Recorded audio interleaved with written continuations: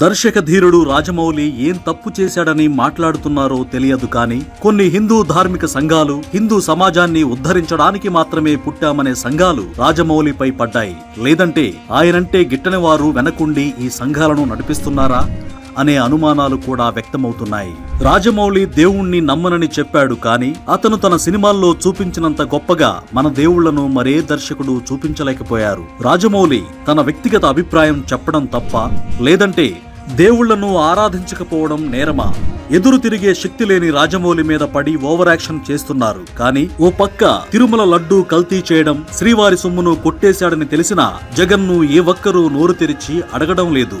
ఎందుకంటే ఇప్పుడు మాట్లాడుతున్న వారంతా బలహీనులపై పడి ఏడవటం తప్ప బరి తెగించి తప్పు చేస్తున్న జగన్ లాంటి రాజకీయ నేతను నిలదీసే సాహసం చేయలేరు. ఈ రోజు రాజమౌళిపై పడి ఏడుస్తున్నారు కానీ మన తెలుగు ఖ్యాతిని కీర్తిని ఆస్కార్ స్థాయి దాకా తీసుకువెళ్లిన వ్యక్తి రాజమౌళినే అని మర్చిపోతున్నారు. ప్రభాస్, రానా, జూనియర్ ఎన్టీఆర్, రామ్ చరణ్, మహేష్ బాబు లాంటి హీరోలు తన స్థాయిని దాటి జాతీయంగా అంతర్జాతీయంగా పేరు తెచ్చుకున్నారంటే ఆ గొప్పతనం ఎవరిది?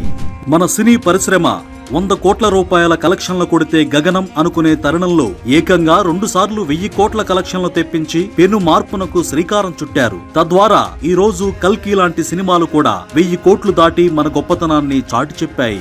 భారతదేశ పరిశ్రమ అంటే బాలీవుడ్ కాదు, టాలీవుడ్ అనే స్థాయికి చేర్చిన వ్యక్తి మీద మీ ప్రతాపం. రాజమౌళి మనోడని మర్చిపోవద్దు, పగోళ్లకు అవకాశం ఇవ్వొద్దు.